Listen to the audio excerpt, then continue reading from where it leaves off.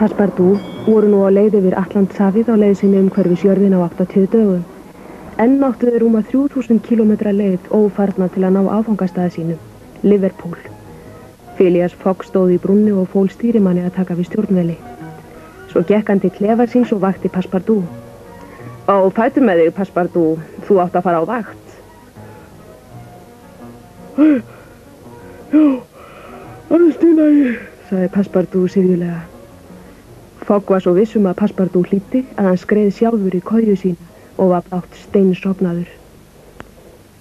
En Passepartout hafði líka sofnað aftur. En nú var Henrietta komin á hættulegar slóðir.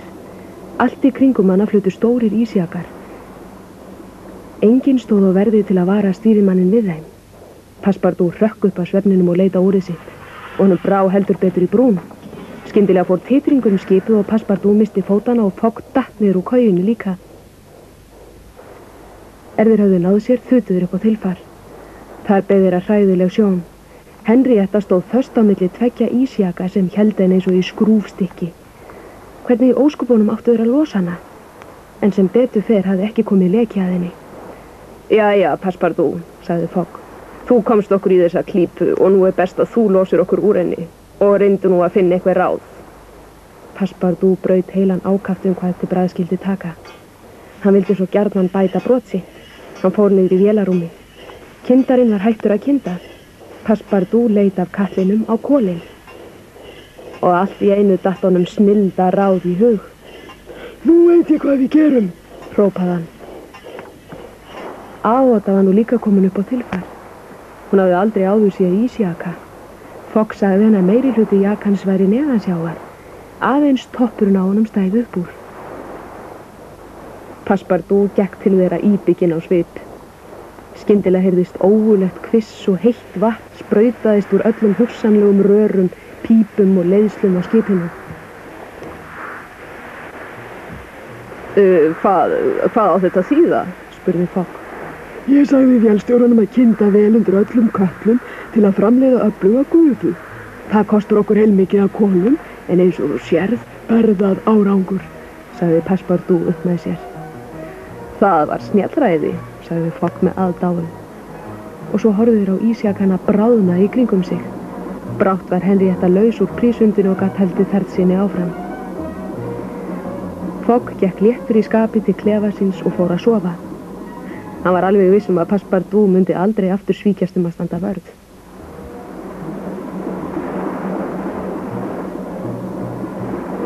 Sextándi desember rann nú upp og nú voru 75 dagar liðnir frá þeir lögðu af stað frá Lundúnum.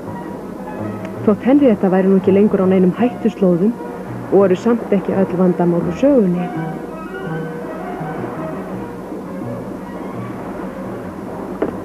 Vélstjórinn flutti Fogg váleg tíðindi þennan dag. Eftir fáeinar klukkustundir verða öll kol á þrotum, sagði hann, en Fogg lét sér hvergi bregða. Ertu viss það? Alveg viss, svaraði vélstjórinn. Ég reyna að gera eitthvað í málinu, sagði herra Fogg. En hvernig átt hann að ráða að bóta á þessum vanda? Hann gekk hugsandi skipið. Svo flýtti hann sér niður í vélarúmið. Þar var aðeins eftir smá hrúga af kolum. Kyndið undir af krafti, sagði herra Fogg. Við verðum að ná eins miklum hraða og undir áður við verðum uppisproppað með eldsneyti. Skömmu síðar gaust þykkur mökkur upp úr reykofnum á Henriettu. Skipið þaut áfram á hámarks hraða. En sú sæla var skammvinn. Smá saman hægði hún á sér. Nú voru kolin endanlega á þrotum. Farðu og náðu í skipstjóran, kallaði Fogg til Passepartout. Passepartout hefði ekki brugðið meira þótt hann verið sagt að sleppa tígristýri lausu. Hann fór samt niður til skipstjórans og opnaði klefadyrnar. Skipstjórinn þaut eins og elding út úr klefanum, bölvandi og ragnandi, beint upp til herra Foggs. Hvor eru við staddir? Æpti hann. Við erum á leiðinni til Liverpool, sagði herra Fogg rólega. Missi hólæningi, hrópaði skipstjórinn. Ég lét senda eftir þér til að fala af þér skipið, sagði herra Fogg. Nei, það kemur aldrei til greina, æpti skipstjórinn. Kolin á þrotum. Ég verð að brenna öllum viði sem við getum losað okkur við. Skipstjórinn stóð á öndinni. Brenna skipinu mínu, stamaði hann. Ég keypti það á 50.000 dali. Hérna færðu 60.000 dali, sagði herra Fogg og rétt honum seðlaböndul og áhrifin lét ekki á sig standa. Skipstjórinn taldi seðlana skjálfandi fingrum og svo hljóp hann aftur niður í klefa sinn og læsti sig þar inni. Fogg kallaði alla áhöfnina til sín upp á þilfar.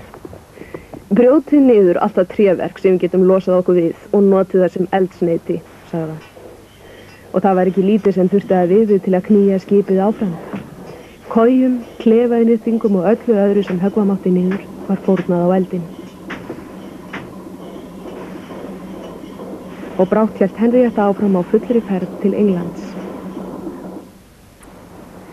Með hverjum deginu sem leið varð Henrietta ritjulegri.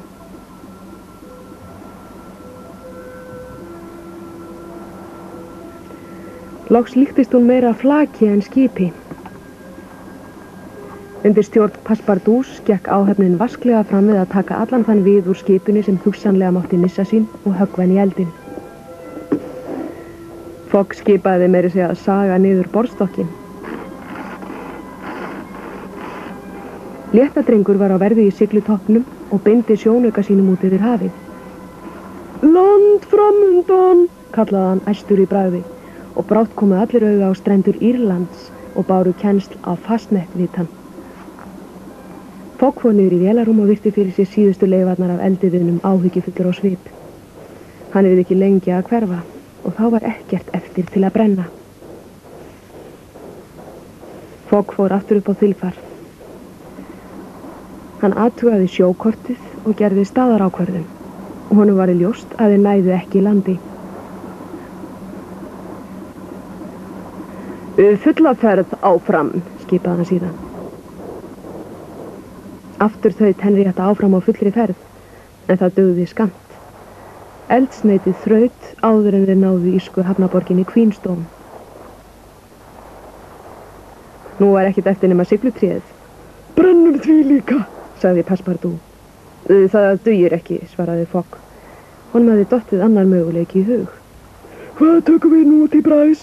Spurði Passepartout. Við verðum að vera komni til London innan 48 klukkustunda. En Fogg lét þetta ekki raska ró sinni fremur en annað. Hann kallaði vélstjóran á sinn fund. Ég ætla að gefa þér og áhöfninni Henriettu í þakklæti skyni fyrir trúa og dygga þjónustu, sagði herra Fogg. Það er að segja það sem eftir er af Henriettu. Vélstjórin var alveg orðlaus. En fyrst langar mig til að biðja þig um að gera mér enn eitt greiða, sagði Fogg. Takið niður mastrið og búið til úr því fleka handa mér.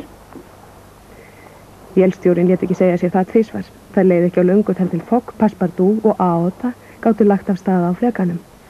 Fogg lofaði áhöfninni að senda þeim kol frá hafnaborginni. Ferðalangarnir náðu landi í Queenstone. Fogg vonaðist til að fá þaðan far með póstflutningarlest til Dublin. En svo von brást. Það var eins og óheppnin elti þau á röndum. Lestin var farin fyrir 10 mínútum. En Fogg lét ekki deigan síga. Hann varð að vera kominn til Dublin næsta morgun, annars var öll von út það hann kæmist til Lundúna á réttum tíma. Þau urðu því að leita sér að öðru farartæki.